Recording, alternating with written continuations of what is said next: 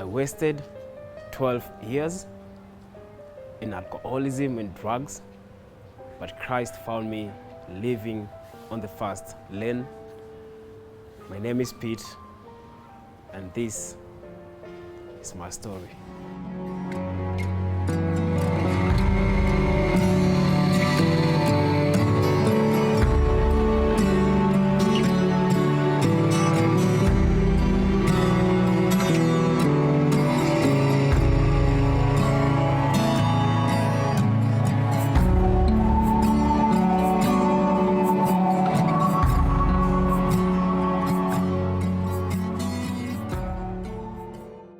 Choices have consequences, and the effects of decisions, good or bad, always outlive the decision-making process that produced them. This is evident in Peter Odhiambo's life as he is living to make right the wrongs he once made. Born and raised in Kangemi, Peter hails from a humble background and had a typical upbringing. I come from a family of three. Two boys and one girl. I'm the second born. My dad wasn't much available because he used to travel a lot. He was a fisherman, so he would always go and comes like once in a month or twice. So my mom is the one that really played a key role in bringing us up as a family. So I schooled in Kangemi, but my high school, I went to Nakuru, Shena's Boys. I'll tell you, I wasn't good in class. Yeah, I wasn't good. I was always that one that is always coming from behind, you know. But even I wasn't active in terms of football or drama. I wasn't engaging in that. Clearing high school gave Peter a chance to explore life and choose a suitable career path. I got to an academy, and I did my music. I was really sharp. That's how much I loved music. Yeah, like I could be told, this is how you do this and this and this, and the following day or 1 or 2 minutes, I'm in it already. I'm pretty good. You know, I've trained in a Christian DJ academy, but I went to the world. You know, so in the world, you're playing music. I could play music overnight and get like a pay of 800 bob in the morning, and you know, you've played in a nasty club. You know, a strippers club, you know, you're seeing all that crazy stuff. In the morning, you go home, sometimes you get paid, sometimes you don't get paid. But for me, just the love of music, I could just keep on pushing, you know. And then I decided, my mom said, enough is enough, Pete. You with your music, it won't bring any money on your way. But at that time, I used to cook a lot at home. Because my mom saw the passion in me, because I really loved cooking, so she would always make me cook at home. So she told me, how about I enroll you in a college where you'll do catering. So I remember the first time after I agreed to go to college and I enrolled, and the first time I was in class and there was a lot of notes, and you know me with my reading and all that. No. I could always miss most classes. Most classes I could always miss, but practical, I could always be there. I used to even arrange people, like, you know, you're the one who's gonna cook this, you're the one who's gonna cut this, I'm gonna serve, you know. Balancing school and gigs wasn't a walk in the park for Peter, and soon his academics came to an abrupt stop. The institution was shut down. Me, I was a bit happy though. I was like, hey, now there's no more this school thing, you know, and everyone waiting for you to graduate. So I'm like, yeah. And then I said, you know what, I'll just be at home, try to figure out what's next for my life, you know. My mom goes to work. Actually, my mom sells fish in Gikomba. That's what she's been doing like all my life. That's why I knew what she's been doing to feed us. So she'll go to work, just get me at home. But one thing I told myself, I won't just be in the house doing nothing. I would rather move, try to do something. So I met up with a friend. He told me about online business, where you could go get a picture of a product, get the estimate of the price, and then now estimate how much you're gonna make as a profit and put it online. So it was really cool. We used to make money, but the product were counterfeit. So you could sell a product today, tomorrow, a client calls you. Hey, this product is not working anymore. So you can imagine only having all that pile of clients. And then I'd even come up with a receipt book and indicated goods once sold cannot be returned. So I'll always, try to justify myself that, what, goods once sold cannot be returned. You just try to take it to someone to fix it for you. And then, but I felt like that will always bring me a lot of problems and all that, As his hustle was fast taking a downward trajectory, Peter got hooked to a temporary solace, the joint. I did the first puff, the second one. I was like, hey, this is pretty cool, and it's the smell, it doesn't smell. I don't know, it has like, does something to the smell, so it doesn't smell that much. And then the feeling was really amazing. Hey, sure, the feeling was like you're in another environment. You see people, you're like, what are these people even doing? Are they even thinking? And then now I started buying marijuana for myself. And I remember at one point we had a big, that time there were still these nylon papers before the government banned them. We had a big green paper full of marijuana. Yeah, someone gave us. And we could smoke marijuana like breakfast, lunch, and dinner. Even snack. You have a snack for yourself. Yeah, and we could roll it by ourselves. That's the first time I even knew how to roll marijuana by myself. In one of their high days, his friend floated an idea to look for a job that would see them afford their newly found lifestyle. And that's the first time I got out of my mama's house to go knock at gates looking for a job. We actually went to Lavington, the first estate, and we just started knocking gates. Someone opened, security guards, what's up, you guys, what you doing? And we're like, we're just looking for a job, we just need something to do, even if it's sweeping, even if it's cutting grasses, anything we can do. And most of the places we were being told off. I don't know, because the way we were looking shaggy and all that, But we didn't give up. We just continued with the hustle. We walked until we got to a place. It was called in ABC. There was a restaurant, a very good restaurant. It was the first time actually getting there. And we just met a few guys, and we were like straightforward, like, hey, what's up? You're looking for a job. And the guys was like, how about you guys bring your CVs? Tuesday, we went for the interview with our papers and everything. And I remember we walked from Kangemi to ABC, and then we were the first people to get in for the interview. Even the restaurant was still closed. They were not even open. And we were there very early in the morning, and we had to wait for like an hour for them to open. And then all of a sudden, some more people came in for the interview. So Louis started to panic. I was like, Pete, are you sure we're gonna get this job? The way these people are dressed nicely in black and white, ties, suits, big files, are you sure we're gonna get this? Most are even showing you how they have been cooking in big restaurants. And you're like, you know what? See, these ladies are the one doing interview. How about you go there, look at one, if you just make her like you, and they secure this job. And he was the first one to go in for the interview. He went, it took like 30 minutes. He came out bouncing, he used to bounce. He came out bouncing, and I was like, sure. And he was like, Pete, it's easy. I was like, oh, okay. By God's grace, Peter and his friend found favor with their employer, and they secured a job. Day one, being in a restaurant where is a different cuisine. You know nothing, absolutely. And then I told Lewis, this is now the deal. You're gonna master one food, I'll master one food.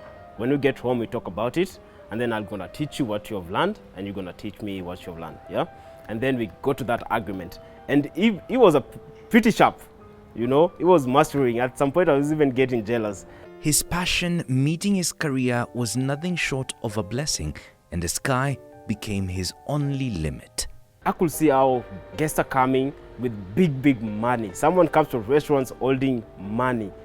And I'm like, hey, I'm just making money for these people. How about I start doing some investigation and know who are these people? To my surprise, these people also own restaurants in Village Market. So I approached one of my friends, he's a chef, and he told me, you see that dude that's holding all that money? He has a very good restaurant in Village Market. So I told him, you know what, I'm gonna quit this end month. And I remember that morning, I woke up, freshened up very nicely, and I entered Village Market. I was like in another world. I'm like, whoa, this is how people are living life. And then I approached that guy very early in the morning. He walked in and I was like, excuse me, sir. I was like, hey, what's up? He was Italian. And I was like, I'd really like to work for you. It was like, how can you just approach someone this early in the morning, you don't even know them and you want to work for them? And I told him, I've been seeing you come into a restaurant that I used to work for, and I was told you have a restaurant and I'd like to work in your restaurant. And I was like, why? I told him I want some more money. He was like, are you serious? I was like, yeah, I need some more money. And he told me, okay, go talk to my manager, and then he's gonna put you up for an interview. So when I went to approach that dude, his name is David. So David was like, you know what, tell me a little bit about yourself. And we just started talking, and I was like, you know what, me, I'm not looking for people who are out here to give me stress. I'm looking for people who are serious, they know what they want at the end of the day. And he gave me 1,500 and told me to go and look for my medical certificate from City Hall. And I was like, shoot, I've just gotten another job. And the first person I called was my mama. Hey, mama, I've gotten another job. And she was like, you've quitted the other job already and you have another job already. Damn, you are very lucky. And I went and I got my papers, and the following day, I came now to Village Market. That's where now I started seeing who is who in 254. Yeah? Peter was thriving in his career as money was streaming into his pocket. But where was the money going? Hey, young boy, getting money, you don't have responsibilities, you don't have a wife, you don't have children. I would go clubbing.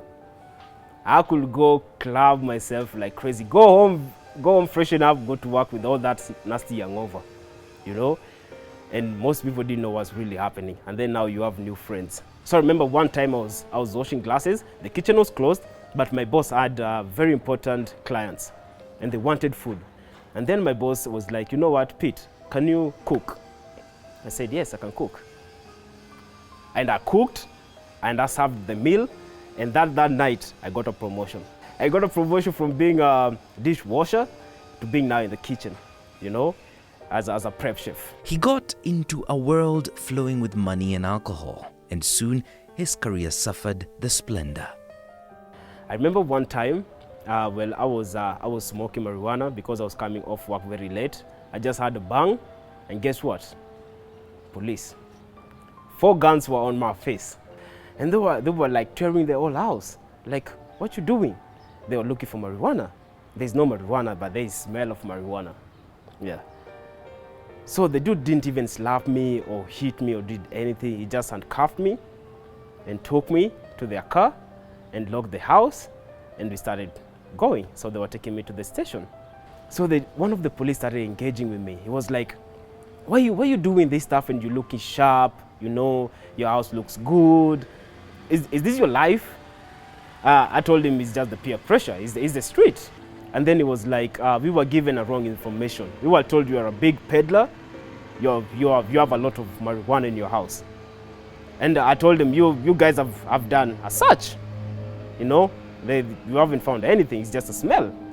And they were like, do this. Now we need 40K from you, so we can let you go.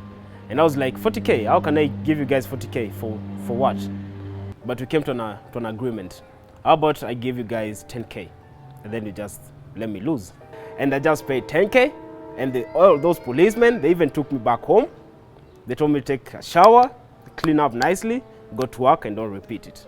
Escaping arrest by a whisker, Peter jubilated over the second chance to mend his life. But did he really seize the moment? His story continues after the break.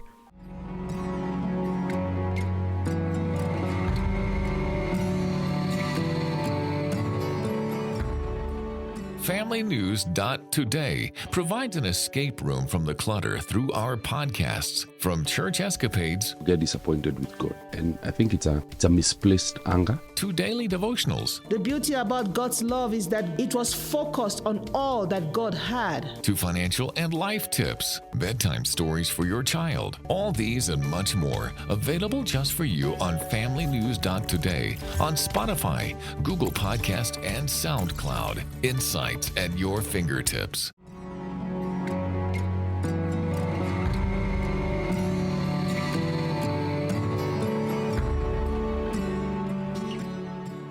It is said that a gift opens doors for the one who gives it and brings him into the presence of great people. and that we should be faithful to use the gifts that God has given to us, and as we use them, our faith will be strengthened. Additionally, contemporary wisdom cautions us that talent without self-control, affection, courage, and integrity will untimely lead you to your career demise. This became Chef Pete's fairy tale when COVID-19 hit the globe. All of a sudden, we shut down. Now you're going home. You have been blowing all that money on alcohol. I wasn't even sleeping with ladies. I can't say I was sleeping with ladies. Me, pretty much I was just alcohol. So I'm home, there's that curfew, it's pretty boring, you can't do anything. To a surprise, the dude that I met, he went back to States. So from States, he called me and he was like, "What's up, Pete? You cool?" I'm like, "Yeah, I'm good." After 2 weeks, Ryan came to Kenya. So coming to Kenya is like, "Pete, I have a party and I would like you to come and cook for me." So at that time, I didn't even know like most of the foods that you wanted me to cook. But I told myself, you know what, I'll get the courage, I'll just go. And I went, I got to a very nice kitchen. That's the first time I'm entering in a very big house with its own compound. So I entered the house, I got all the ingredients that I needed, you know, the seafood, veggies, meat, and I cooked my heart out. And then that night, after the party, Ryan comes and asks me, "Pete, I have a question for you. Do you want to go or do you want to stay?" I told him, "I want to stay." Just like that, Peter landed another job. And that's when now I started seeing what another life is, a very proper good life is. For me, it treated me as a brother. It didn't take me as a worker. So we could always go out, go to malls, play games. The first time he asked me if I've ever been on a plane. There was a time that we went to the park and it was like, "Pete, have you ever been to a plane?" And I was like, "No, I've never been on a plane." And I was like, "Don't worry, you'll be on one day."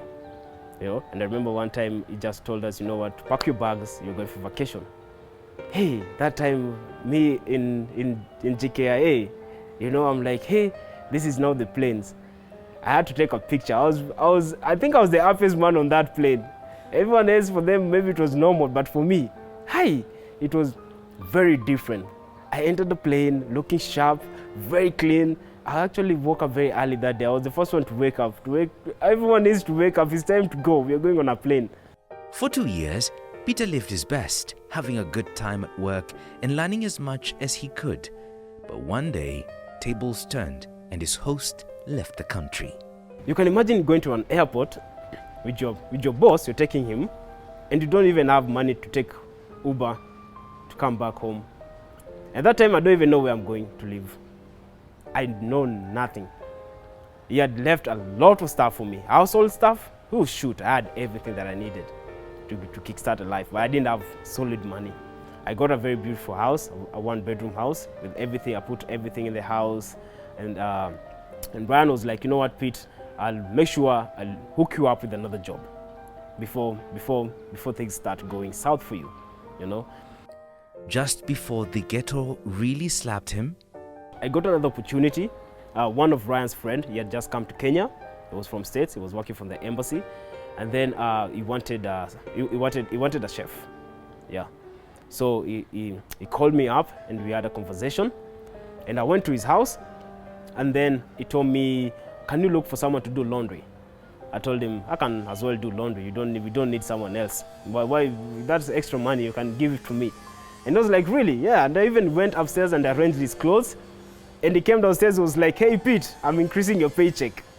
Hey, I was like, "Okay, really?" Yeah. So he gave me like 40 G's, straight up.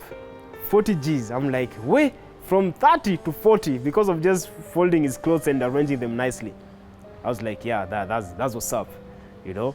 And then I started cooking for him. He became very close to me, very super open. But one thing now, smoking. It's not even my side smoking. He was smoking a lot of cigarettes. In a day, we could smoke a pack of cigarettes. And it really hit my body. Like even my body started shredding. I could even start having like black eyes. I worked for him for like 3 months straight up, making a lot of money, doing nothing with it, just drinking. But I was also taking care of my family. Like if my mom wants some money for our rent, I'll make sure I settle that. If my bro wants some money for school fees and all that, I can make sure I take care of that. The rest, just spoil myself. I know in 1 or 2 weeks, I'm gonna make an extra money like that. Peter had turned into a party animal, and before he knew it, life took an unpleasant turn. There's a time I came to the house and I found a lot of salt on the floor, and I didn't get why there was salt on the floor. And my boss really changed. It became something different. Getting provoked at the slightest mistake. I remember one day he traveled and he told me, Pete, don't drink my alcohol. For the first time. And we have been always drinking with this guy. And you know what I did? I drank that alcohol. Hey, no apologies. Yeah. That night I was in the house in shorts and pants, watching Netflix, enjoying myself. My boss knocks on the door. Me, I'm like, who is that? I thought it was like one of the neighbors. To open the door is my boss. Oh, shoot. And I'm on my pants, with just some small t-shirts. You know, I'm just having a good time. And he was like, Pete, what you doing? What you doing in the house? You know, where's my alcohol? The alcohol is gone. He just told me, you know what, I don't want to see you. Just go.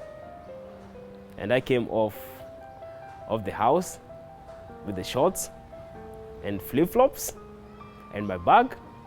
I'm going to my house. So I went to the house. I have nothing. I don't know what to do. I'm puzzled. What's really gonna happen now? I haven't been saving. And then I started now smoking a lot of cigarettes. Now it's not even marijuana. It's cigarette, because my body was just pretty much used to smoking cigarettes. So I could even go borrow a cigarette. Like you see someone walking smoking cigarette, and you're like, hey bro, let me just tap like 2 smokes, you know, and I'm okay. Now I'm out of eating these pizzas and burgers. I'm now going to Kibanda to eat ugali and vegetables. From riches to rags, things were happening pretty fast for Peter. While at the brink of his despair, grace called him out. I remember that Sunday I went to church. I'm like, now I need to speak to someone. I don't know who I'm going to talk to, but I need someone to talk to. And I went to church very early, the front seat, and there was a lady preaching. And everything she said that day was about me. You know, everything. Even she was doing an experiment. It was all about like salt. When salt becomes tasteless, it's been thrown away. Even cows can't eat it, you know. So I felt like I became, you know, tasteless. You know, I'm being thrown away, you know. So I was there. I even approached her and I was like, you know what, everything you have really preached is about me after the service. And she was like, who are you? I told her my name is Peter. I've been going through this and this and this. I told her a little bit about the alcohol. And she was like, you know what, I'm gonna introduce you to someone.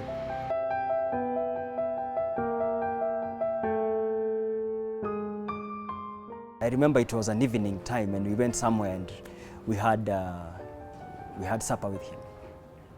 That day it was not for me to talk. It was for him to talk. Because sometimes they don't have a place where they can vent. And you listen so that you can know where to start from. When you are counseling someone, you're counseling a person from a point of information. So I let him talk.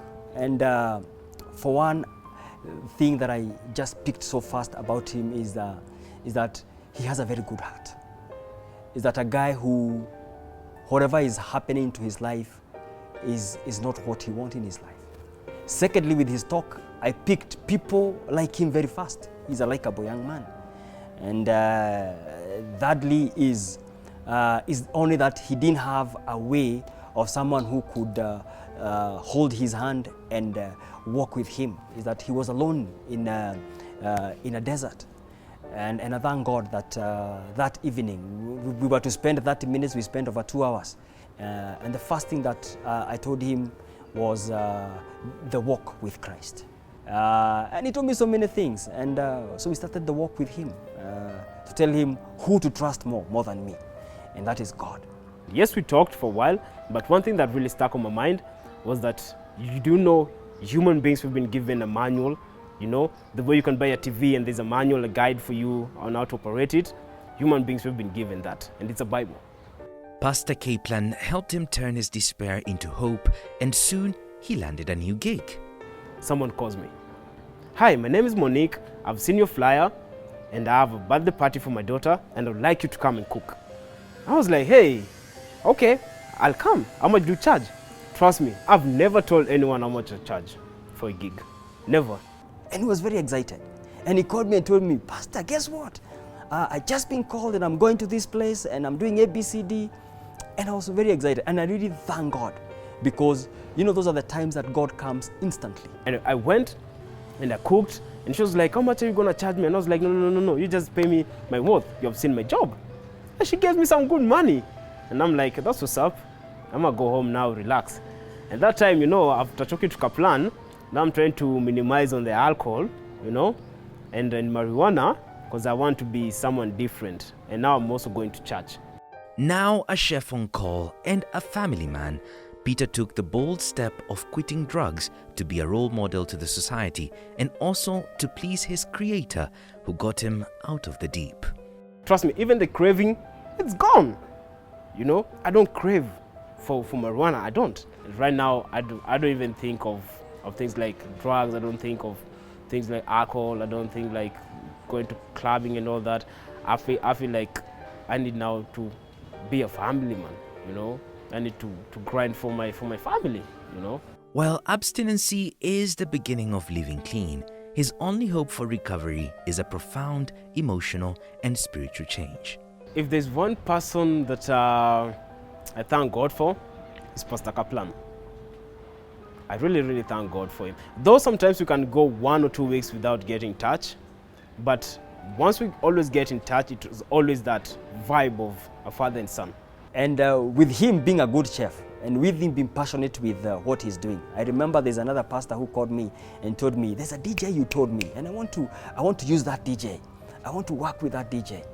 And with that, and with the change that I'm seeing in him, I can tell you within very few months, he'll be a person who will look back and thank God for knowing God, for working with Christ, and for him, that day he made a decision to go to church. Trust me, I didn't even know about the Bible. I didn't even know how to read the Bible. I didn't even know what the Bible used to say. I couldn't even understand, let alone reading, understand what the Bible is saying, you know. But right now, trust me, I can get a Bible, I can read a verse, and it can tell me, technically, this is what it means. Each time we surrender, we find once more that the desperation that drives us to our knees fuels the passion that carries us forward. And to the youths who are engaging in drugs, follow the ways of Christ and know one thing, that you're very important, not only to yourself, but to your families. Not only to your families, even to the nation. Not only to the nation, even to the world. Why? Because God makes us. The Bible says that we are the light of the world. We are the light of the world. So not only to the locals that you have, even to the world, God wants to use you to imitate Christ in this world. Drugs don't help in any way. It doesn't make you become superhero. It doesn't make you have wings to fly. Some people always say smoke weed and fly. Trust me, you'll still walk. Chef Pete is a culinary master who has decided to follow Christ in his art. In this life, we have 5 balls. And these balls, 4 are made of rubber. 1 is made of glass. These 4 is, 1 is your family, 1 is your friends, 1 is your career, 1 is your, let's say, a wife. And the 5th one is made out of glass, is your life. This one will always fall in bounds. Your friends can go. It will bounce, you'll get new friends. Your wife can divorce you. It will bounce, you get another wife. But your life, the glass one, the moment it crashes, that's it. If you have a story you would like to share with us, kindly text us on 20316 or WhatsApp on 0786 316 316 and we will get back to you.